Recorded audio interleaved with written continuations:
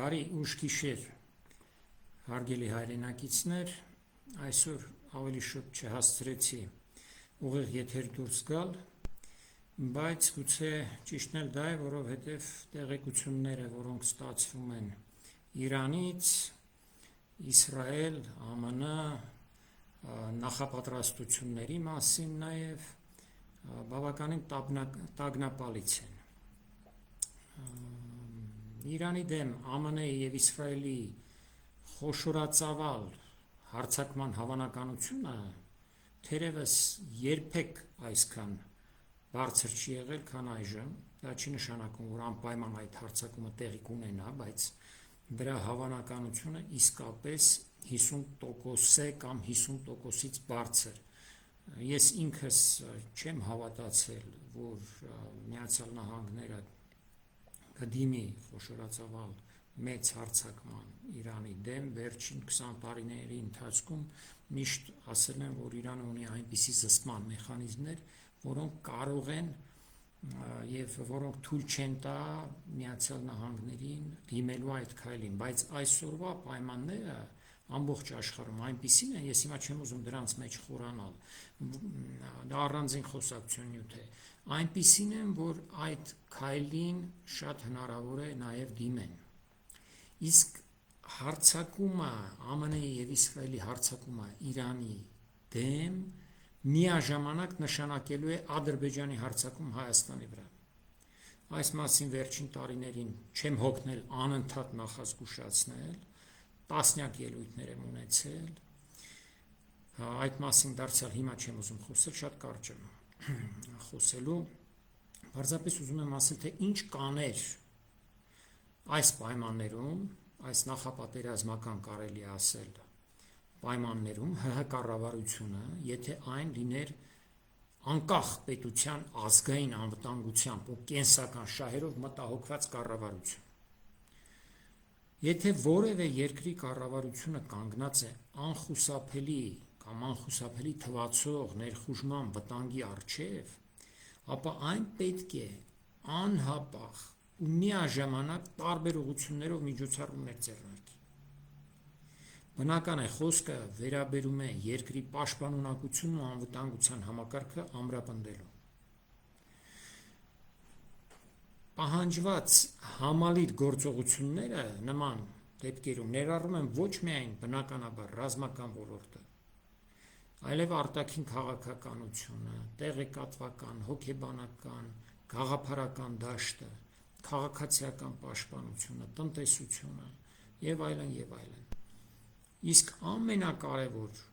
գործոնը ժողովրդի համախմբվածությունն է, խուճապի կանխարգելումը,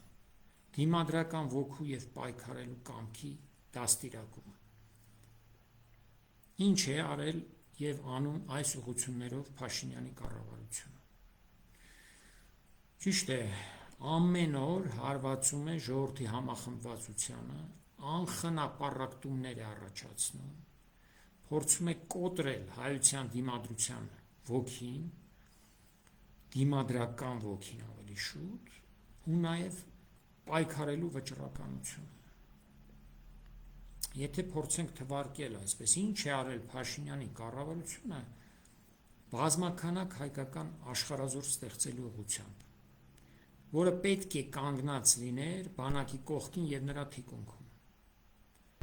Ոչինչ, բացարձակապես ոչինչ։ Ինչ է արել Փաշինյանի կառավարությունը բանակի լրացուցիչ համալրումը պայստազորայինների, կամավորների ներգրավմամբ մոբիլիզացիան ապահովելու համար։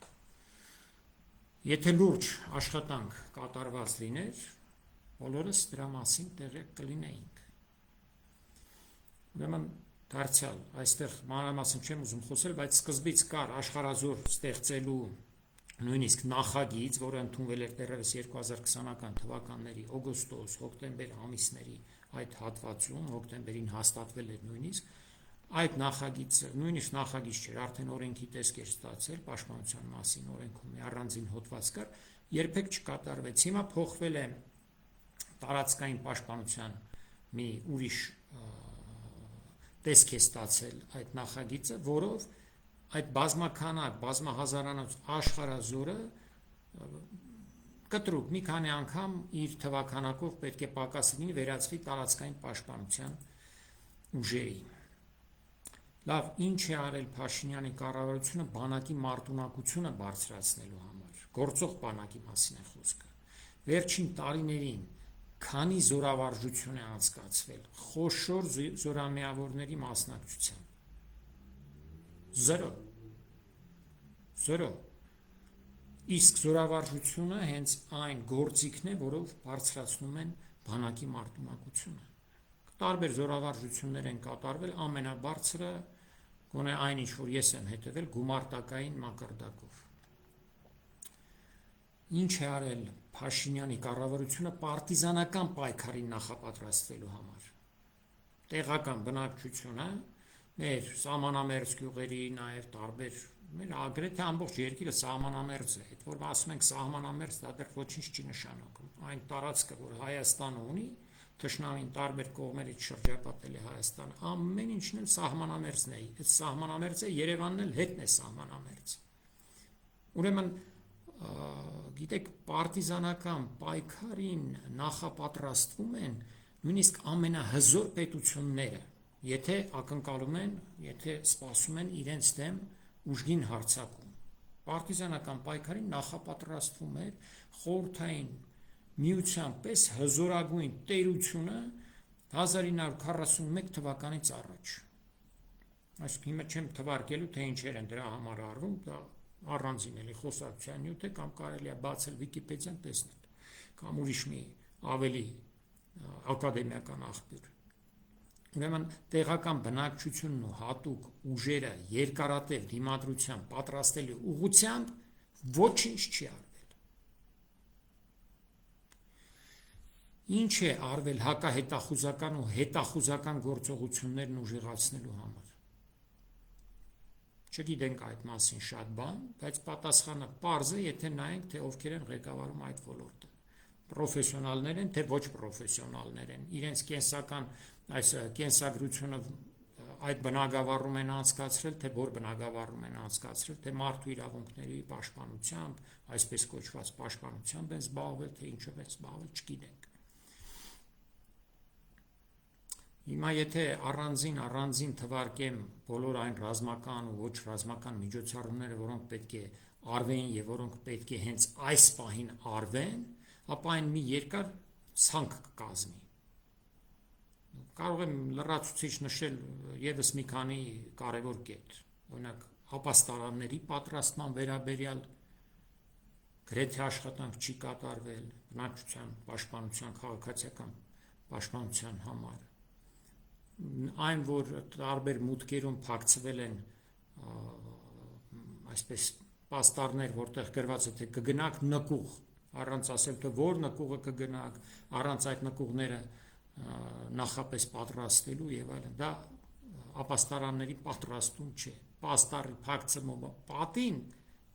մուտքի, դա ապաստարանի պատրաստում չէ, դա բոլորովին ուրիշ բան է։ Իհարկե բժշկական պատրաստությունը պետք է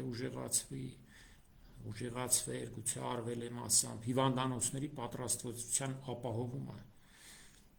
դեղորայքի պաշարները պետք է ավելացվեին, հակաքարոզչական տեղեկատվական պաշտպանության միջոցներ պետք է ներդրվեին, պետք է հիմա էլ ներդրվեն։ Բայց ամբողջ խնդիրն այն է, որ Հայաստանի դեմ հարձակումը կարող է տեղի ունենալ Փաշինյանի եւ նրա ոչ ու փուչ ՔՊ-ի այդ քաղաքացիական պայմանագիր կոչվող կուսակցության իշխանության օրոք։ Հարձակման սկսվելու պահից ի վեր ժողովուրդը զրկվելու է իրավիճակի վրա որևէ ազդեցություն գործելու հնարավորությունից։ Միակ ուժը, որը կարող է նման պայմաններում փրկել Հայաստանը, պարտադրել կառավարման պատերազմական մեխանիզմների ներդրումը, բանակն է ու զինվորականությունը։ Բանակն է ու զինվորականությունը, որ պետք է դուրս բերի ժողովրդին պարտվողական ուղեգծից եւ դնի դիմադրության ուղեգծի վրա, բանակը եւ զինվորականությունը։ Շնորհակալություն, բարի գիշեր։